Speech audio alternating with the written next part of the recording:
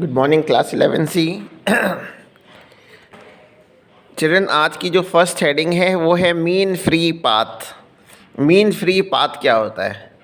देखिए, जब किसी वेसल में गैस मॉलिक्यूल्स बंद रहते हैं, कोई गैस बंद रहती है, तो गैस के मॉलिक्यूल्स जब कोलाइड करते हैं, जब टकराते हैं, रैंडमली किसी मॉलिक्यूल से टकराते हैं, तो जो ये डिस्टेंस कवर करते हैं वो स्ट्रेट लाइन में होता है।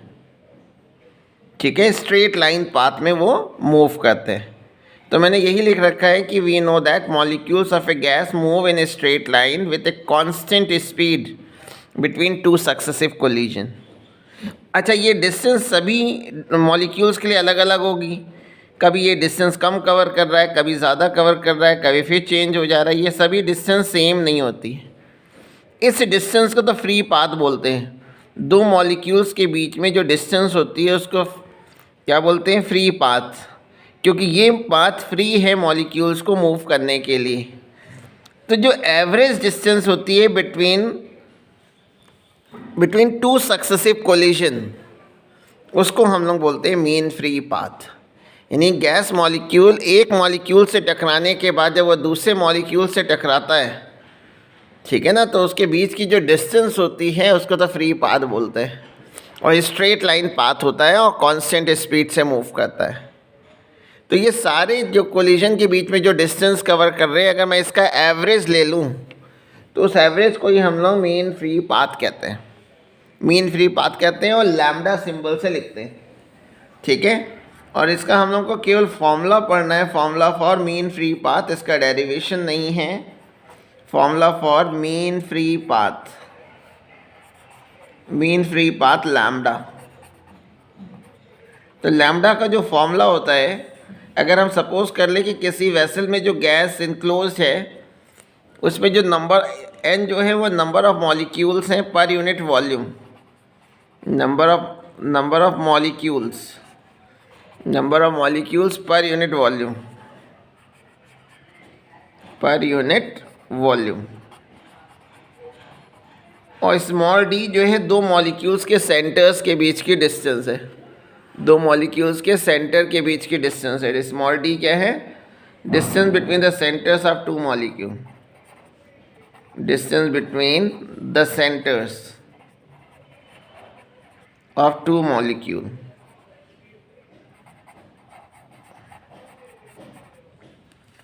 तो मीन फ्री पाथ का जो फॉर्मूला होता है, mean free path lambda is equal to, एक फॉर्मूला है 1/√2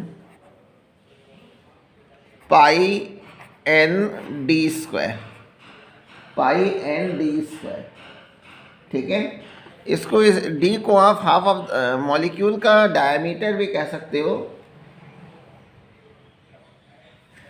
वैसे ये जो होता है स्मॉल डी होता क्या है, जब दो मॉलिक्यूल्स एक दूसरे के कांटेक्ट में होते हैं, दो मॉलिक्यूल जब एक दूसरे के कांटेक्ट में होते हैं तो दोनों मॉलिक्यूल्स के सेंटर के बीच की जो डिस्टेंस होती है वो स्मॉल डी है।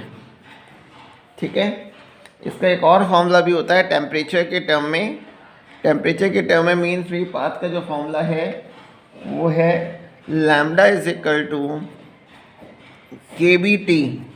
KB बोल्ट्जमैन कांस्टेंट हो गया, T एब्सोल्यूट टेम्परेचर है, √2 पाई d²P। ठीक है, तो इस फॉर्मूले से हम देख सकते हैं कि मीन फ्री पाथ किस किस फैक्टर्स पे डिपेंड करता है। तो अगर मैं आपसे पूछूं कि factors affecting mean free path, तो ये जो फॉर्मूला हम लोग ने लिखा है मीन फ्री पाथ का, lambda is equal to KBT/√2 pi d²P। तो इस फॉर्मूले से हम लोग को नज़र आ रहा है कि लैम्डा जो है वो एब्सोल्यूट टेम्परेचर T के डायरेक्टली प्रोपोर्शनल होता है। एब्सोल्यूट टेम्परेचर T के डायरेक्टली प्रोपोर्शनल होता है। मीन फ्री पाथ गैस के प्रेशर के इन्वर्सली प्रोपोर्शनल होता है। ठीक है, और मीन फ्री पाथ जो है वो n के भी इन्वर्सली प्रोपोर्शनल होता है। n number of molecules per unit volume है, जिसके बारे में हम लोगों ने पीछे देखा था। तो ये कुछ फैक्टर्स हैं, और ये d diameter distance between the centres of two molecules when they are in contact, इसकी स्क्वायर के इन्वर्सली प्रोपोर्शनल होता है। तो मीन फ्री पाथ 4 फैक्टर्स पे डिपेंड करता है। Number 1 absolute temperature capital T, pressure capital P, इसके इन्वर्सली होता है स्मॉल n, इसको हम लोग number of molecules per unit volume बोलते हैं, और D के स्क्वायर के भी इन्वर्सली प्रोपोर्शनल होता है। चलिए मैं आपको बोल्ट्जमैन कांस्टेंट KB को डिफाइन कराना भूल गया था, तो मैं इसकी डेफिनेशन लिखने जा रहा हूँ। Definition of Boltzmann constant. Boltzmann constant small k से भी बुक में लिखा मिलेगा, मैंने k के बेस में b लिख दिया है। बोल्ट्जमैन कांस्टेंट KB को अगर डिफाइन करना है तो हम लोग इस फॉर्मूले से डिफाइन करते हैं, universal gas constant upon Avogadro's number. तो इसको रेशियो के टर्म में डिफाइन कर देते हैं, the ratio of universal gas constant capital R, universal gas constant capital R to the Avogadro's number, Avogadro's number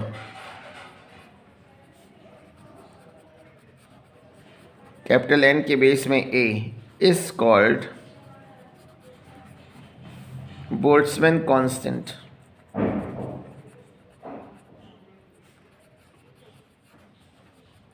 और अगर इसकी वैल्यू निकालें तो देखिए R की वैल्यू तो आप जानते हैं SI सिस्टम में 8.31 होती है जूल पर मोल केल्विन,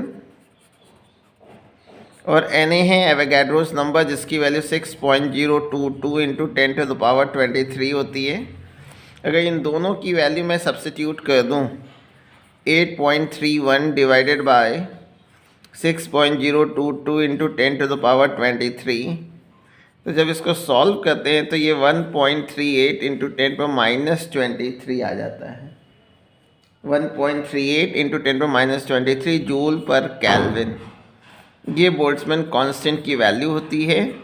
और ये ऊपर हम लोग ने बोल्ट्जमैन कांस्टेंट की डेफिनेशन पूछ लिया।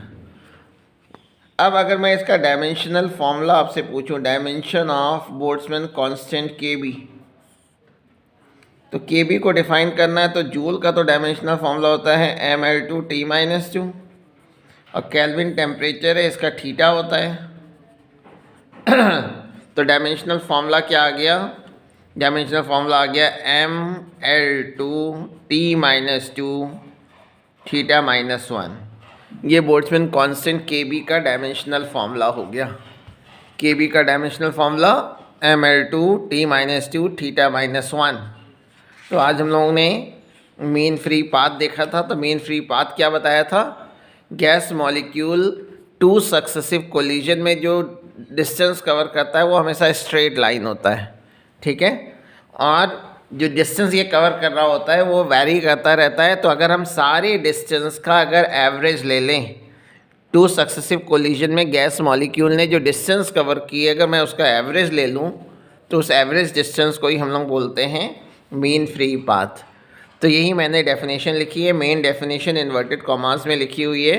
The average distance covered by A gas molecule between 2 successive collision with other molecules is called mean free path. Mean free path का जो फॉर्मूला हम लोगों ने देखे, 2 फॉर्मूले हो गए हैं। एक लैम्डा के टर्म में है, लैम्डा का मीन फ्री पाथ को लैम्डा सिंबल से लिखते हैं। फॉर्मूला होता है 1/√2 पाई n/d²। इसमें d जो है वो 2 मॉलिक्यूल जब एक दूसरे के कांटेक्ट में होते हैं तो उनके बीच की डिस्टेंस है, सेंटर्स के बीच की डिस्टेंस। स्मॉल n है number of molecules per unit volume. इसका एक फॉर्मूला प्रेशर के टर्म में भी लिखा हुआ है कि lambda is equal to KB Boltzmann constant into absolute temperature upon √2 pi d² P। और ये किन किन फैक्टर्स पे डिपेंड करता है ये भी हम लोग देख चुके हैं।